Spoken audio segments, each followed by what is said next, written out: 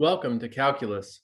Today we will investigate how to find area between curves that are defined as functions of y. We'll take a look at two examples. Our first example involves the two relations x equals 2 times square root of y and x equals y squared divided by 4. And what we want to do, like we did in our previous lesson, is find the area between the two curves. What's different with this example is that now my relation's defined in terms of y instead of in terms of x.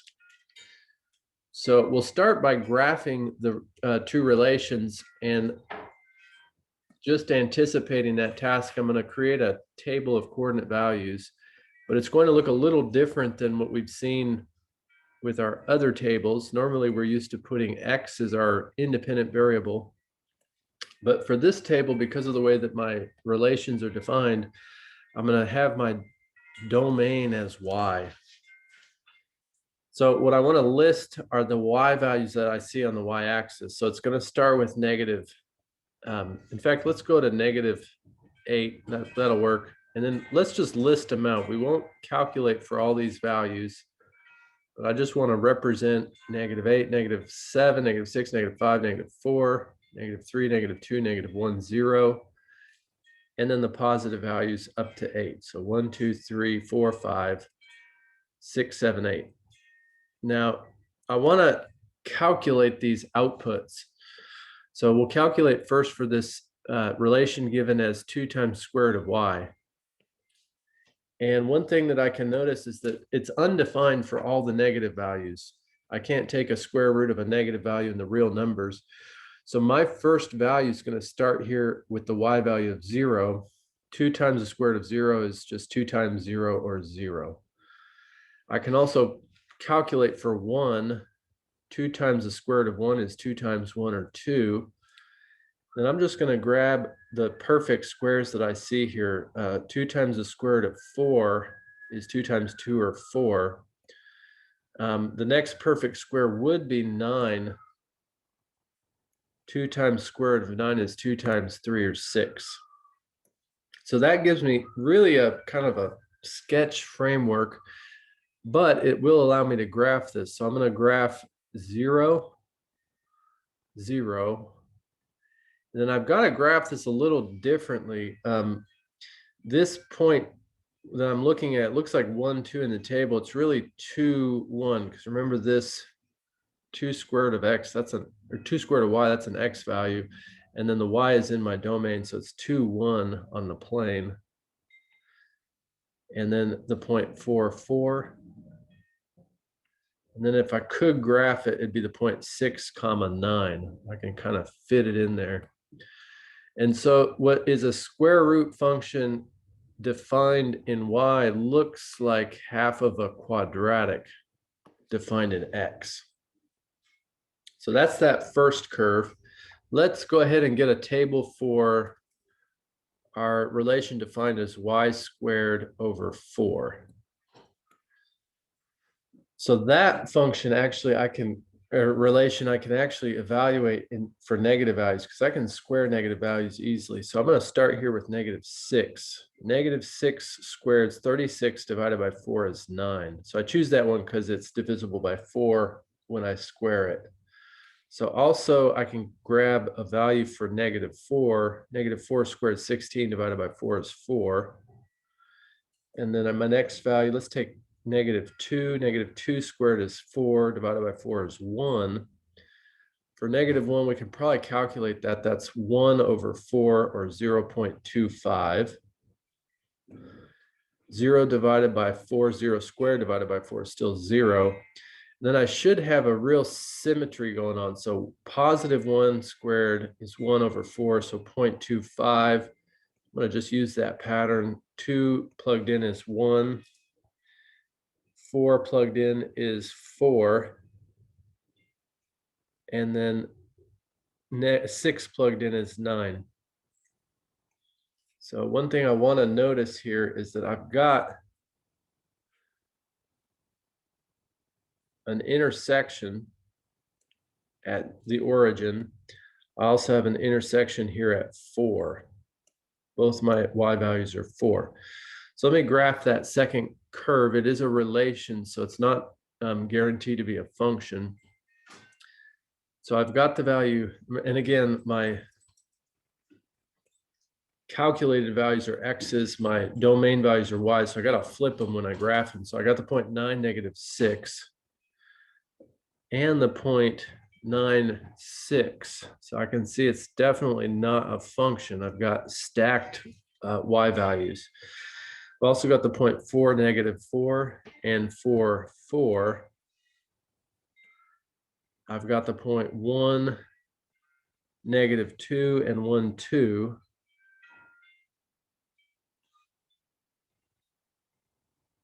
And then I've got the 0.1/4, 1, and 1/4 -1, and then the origin. So my relation here is going to be really like the 2 halves of a square root function.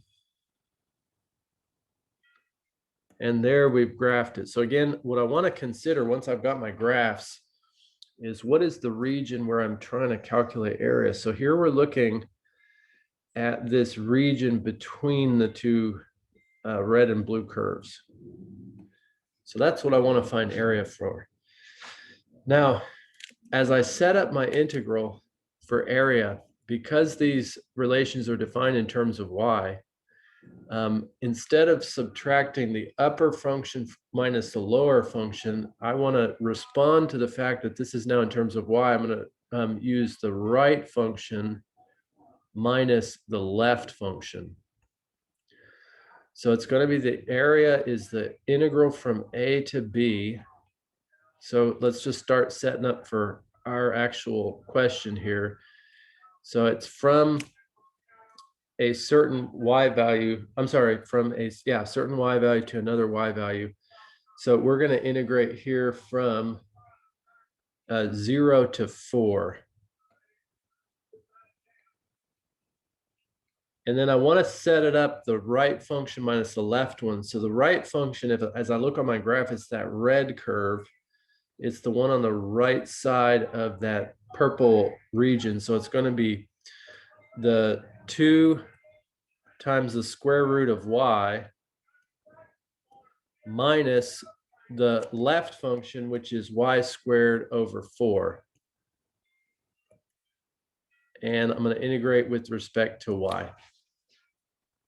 So that's our setup. Again, the big change here is that I'm now defining my relations in terms of y instead of x. So I'm subtracting right minus left. That's the big change. Once we've got that in place, I'm ready to integrate. So now I'm going to integrate from 0 to 4. And I want to call this first one 2y to the power of 1/2. And then I'll write minus 1/4 y squared. That'll just help me with the integration, dy. So now we can actually integrate. So that's going to be 2 times, so I'm going to add 1 to my power of half. That's 3 halves. So it's going to be 2 times 2/3. Flip that power over for the coefficient. Y to the power of 3 over 2 minus 1/4 times 1/3 y cubed. And we're going to integrate and evaluate from 0 to 4. So now I just want to combine my like terms,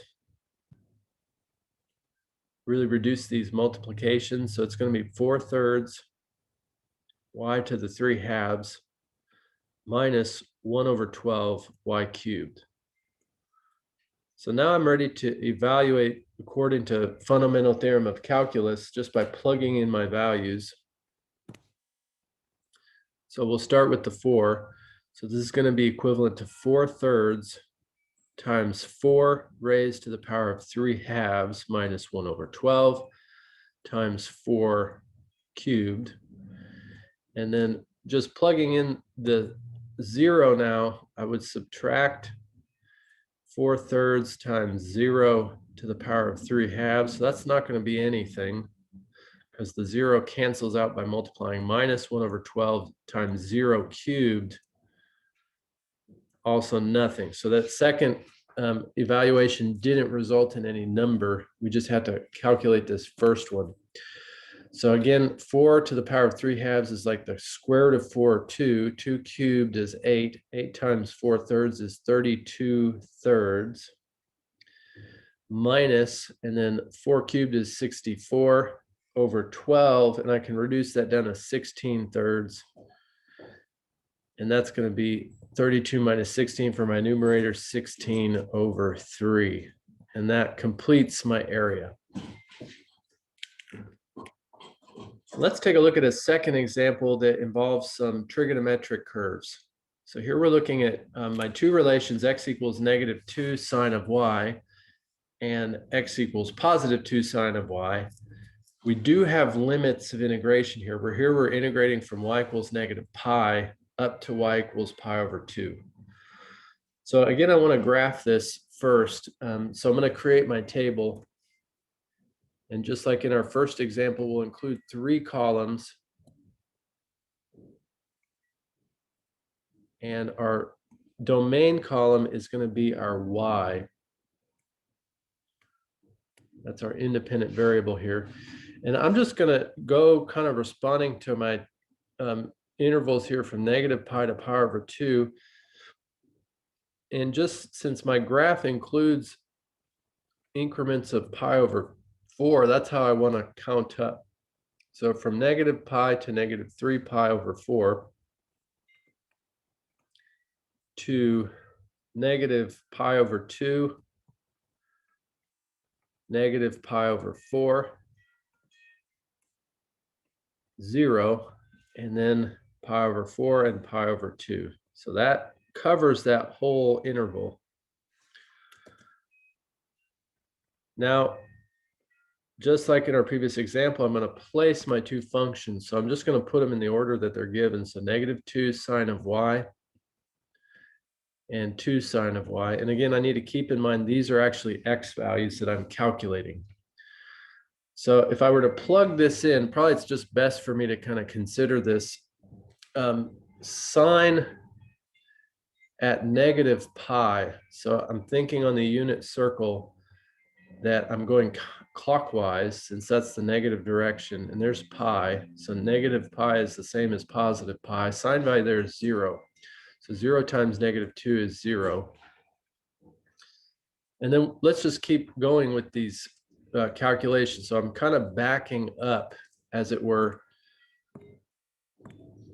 from -pi to -3 pi over 4. So there I'm thinking that the sine value is going to be negative square root of 2 over 2. When I multiply that times -2, that's just going to be positive square root of 2. Okay, we keep backing up then. Now we're going to reverse just to -pi over 2. Sine value there is -1. -1 times -2 is 2. So as it goes with sine functions, at some point we're going to see a pattern that we can just use to generate terms. So as I reverse to -pi over 4, that's again negative square root of 2 over 2 times -2 square root of 2. So I see a pattern. I think it's going to go 0, negative square root of 2, and then end at 2. We could confirm with that last one. Pi over 2, positive direction. Sine value there is 1. In fact, I see I made an error. That should be -2. So good to check there. But definitely the pattern helps us to kind of speed up the process for the calculation. All right, so I'm going to now turn my attention to this other relation, which is really the same relation, just positive. So I want to write it in blue so we can see them. So I can use what I've got here because really these are the same values. I just need to multiply by negative. So it's going to be 0, negative square root of 2, -2, negative square root of 2, 0, positive square root of 2, and 2. That was quick. So we're ready to graph. So I'm going to start with my -2 sine of y. So at -pi, its value is 0. At -3 pi over 4, its square root of 2, which has the value of about 1.414. At negative pi over 2, it's at 2. At negative pi over 4, it's back to square root of 2. At 0, it's 0.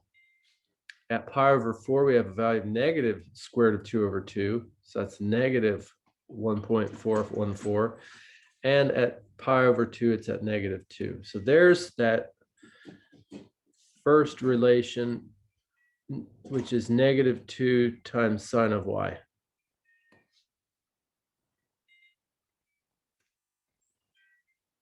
And now we can graph our second relation, which is really the positive version of that.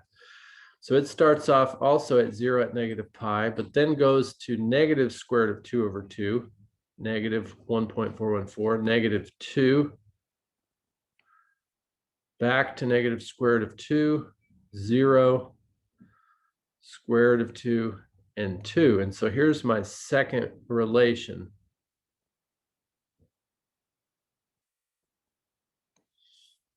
And so as I consider, once I got this graph in place, this region between those two curves, I'm kind of facing two different regions because these curves really have multiple points of intersection. So the first region, I'm just roughly shading in there, is this interval from negative pi to 0. The second region is going to be from 0 up to pi over 2. So as we saw in our previous lesson, when you've got a set of relations or functions that intersect in more than one spot, we've got to create multiple integrals to represent those. So I do need to kind of keep in mind as I set these up, it's not upper function minus lower function. That's for functions defined in terms of x. For these relations defined in terms of y, it's going to be the right function minus the left function. So I'm just going to write that again, kind of to keep in mind, it's the integration from a to b of right minus left. And I keep using the word function. They're really relations because, again, they fail the vertical line test. So my first integration is going to be, again, from negative pi to 0. The right relation there is the red one. So I'm going to write here that it's negative 2 sine of y minus positive 2 sine of y. So the minus there is from the integration idea. And then the 2 sine of y is the actual relation itself. And then I'll close that one up, dy. And then I want to pick up plus the integration from 0 to pi over 2. Now, notice my right and my left has switched. My right function is now 2 sine of y, the positive version, minus the negative 2 sine of y. So I do have to double that negative to get the right sign ultimately, and I'll close it out dy. So there's my setup. Now I just want to simplify and integrate. So for the first one, the one in purple there, it's going to be the integration from negative pi to 0. Negative 2 sine of y minus 2 sine of y is negative 4 sine of y. So what I'm going to do is I'm going to bring that negative 4 outside the integration. That's just a constant multiplier, and just put sine of y. And then pick up with my second integration. So the integration from 0 to pi over 2, that's 2 sine of y plus 2 sine of y. So I'm going to write out here plus 4 sine of y dy. Make sure I get my dy differential there on my first integration. Okay, so that is now ready to integrate. So for the first one, it's going to be negative 4. The integration of sine of y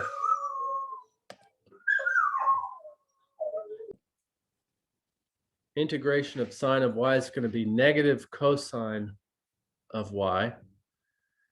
And again, I'm integrating there from negative pi to 0. And then I'm going to pick up plus 4. Again, also integration sine of y is negative cosine y. That one's evaluated from 0 to pi over 2. So we're ready to plug in now according to fundamental theorem of calculus. That's going to be negative 4 times negative cosine of 0 minus negative cosine of negative pi. So many negative signs flying around there. Plus 4.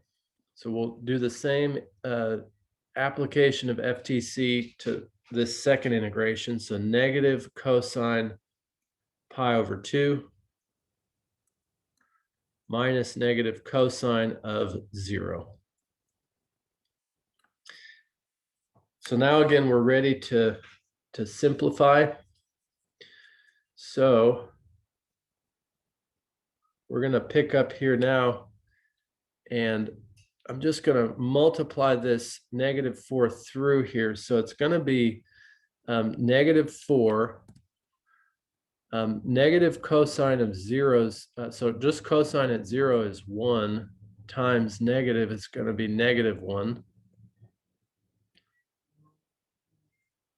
And then I'm going to also multiply plus negative 4 times positive cosine of negative pi. So again, that's also negative 1. So that is going to result basically in 4 plus 4, or 8. And then pick up here plus 4. Now I'm evaluating this green one. Cosine of pi over 2 is 0. So that's just 0. You can think that it's negative 0. Plus 4 times cosine at 0 is 1. So that really is going to be 8 plus 0 plus 4 is 4. And we've got an ultimate area there of 12. Thanks for joining for these 2 examples of integrating to find the area between curves that are relations defined in terms of y. See you soon.